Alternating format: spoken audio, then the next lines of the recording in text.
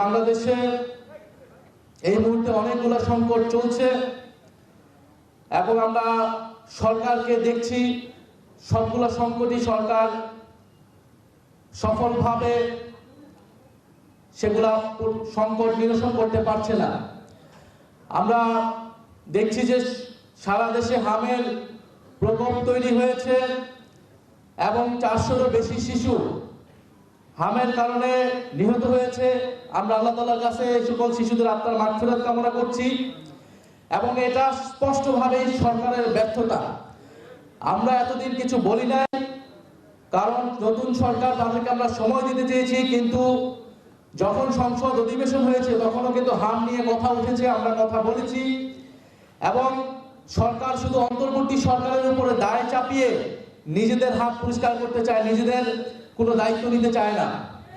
কিন্তু হামের এই দায়িত্ব, হাম সংকটের এই দায়িত্ব সম্পূর্ণভাবে সরকারকে নিতে হবে। সরকারের উচিত ইমিডিয়েটলি মেডিকেল ইমার্জেন্সি ঘোষণা করা এবং কয়েকটি হাসপাতালকে বিশেষায়িত ঘোষণা করা শুধুমাত্র হামের চিকিৎসার জন্য।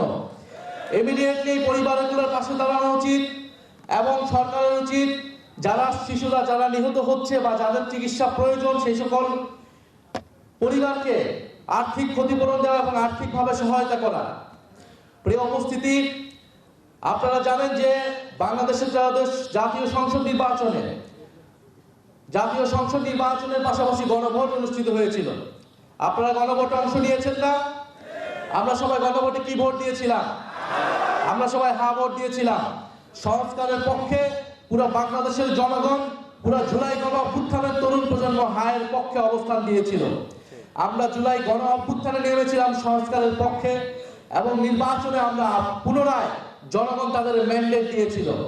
কিন্তু সেই সংস্কারের সাথে জনগণের সাথে বর্তমান সরকার বেইমানি করেছে, বর্তমান সরকার প্রতারণা করেছে এবং গণভোটকে তারা অস্বীকার করেছে, গুরুত্বপূর্ণ সকল অধ্যাদেশকে তারা বাতিল করে দিয়েছে। আমরা দেখছি সংস্কারের এই আকাঙ্ক্ষাকে পাশ কাটিয়ে সরিয়ে দিয়েছে এবং যুবকদের জন্য এই সরকার নির্বাচনের আগে যে সকল কমিটমেন্ট তৈরি করেছিল, প্রতিশ্রুতি দিয়েছিল, তার কোনো প্রতিশ্রুতি এখন পর্যন্ত পালন করতে সক্ষম হয় নাই বর্তমান সরকার। আমরা 1 কোটি কর্মসংস্থানের কিছুই এখন পর্যন্ত দেখি নাই, কিন্তু তারা বলেছিল যে কয়েক মাসের মধ্যে তারা 1 কোটি কর্মসংস্থান নিশ্চিত করবে এবং এটা কিন্তু আমরা তাদের কাছে এই জবাবদিহিতা চাবো যে বর্তমান তরুণ প্রজন্ম যারা কর্মসংস্থানের দাবিতেই জুলাই গণ অভ্যুত্থানের মাঠে নেমেছিল, তাদের সেই কর্মসংস্থানের দাবি সেটা সরকার কতটুকু নিশ্চিত করছে, আগামী বাজেটে সরকার সেটা কতটুকু তার প্রতিফলন ঘটাতে পারছে। আজকের এই দিনে মজলুম জননেতা মাওলানা ভাসানীর নেতৃত্বে ফারাক্কা বাঁধের বিরুদ্ধে ঐতিহাসিক লং মার্চ সংগঠিত হয়েছিল। আজকে আমরা স্মরণ করছি মাওলানা ভাসানী এবং সেই ঐতিহাসিক ফারাক্কা দিবসের স্পিরিটকে। বাংলাদেশের যে নদীগুলো রয়েছে, ভারত প্রায় সবগুলো নদীতে, অভিন্ন নদীতে বাঁধ বসিয়ে পানি নিয়ন্ত্রণের চেষ্টা করছে এবং বাংলাদেশের পানির যে ন্যায্য হিস্সা, নদীর পানির যে অধিকার আমাদের আছে, সেই অধিকার থেকে বলছে স্বাধীনতার পর থেকে। আমরা গঙ্গা চুক্তি হয়েছে, গঙ্গা পানি বন্টন চুক্তি হয়েছে, এই চুক্তি এই বছর শেষ হবে।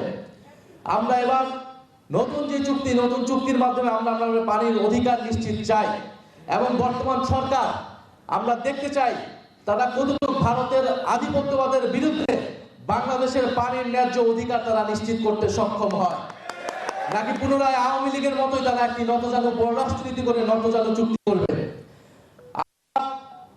সীমান্ত হত্যার বিরুদ্ধে কথা বলে যাচ্ছি। অন্তর্বর্তী সরকারের শেষ সময়ে এসে মার্কিন যুক্তরাষ্ট্রের সাথে একটি বাণিজ্যিক চুক্তি হয়েছে, যেই চুক্তি নিয়ে সংসদে কোনো ধরনের কথা বলার সুযোগ ছিল না, কারণ গণভোট এবং অধ্যাদেশগুলো নিয়ে আমরা কথা বলার সুযোগ পাইনি। এই ধরনের জাতীয় গুরুত্বপূর্ণ চুক্তি করতে হলে অবশ্যই সংসদে কথা বলতে হবে। সরকারি দল বিরোধী দল মিলে আলাপ আলোচনা করে এই ধরনের চুক্তি স্বাক্ষর করতে হবে এবং এই চুক্তিগুলো অসম চুক্তি হয়েছে কিনা, বাংলাদেশের স্বার্থ কতটুকু সুরক্ষা হয়েছে, এটা বাংলাদেশের জনগণের সামনে উন্মুক্ত করতে হবে।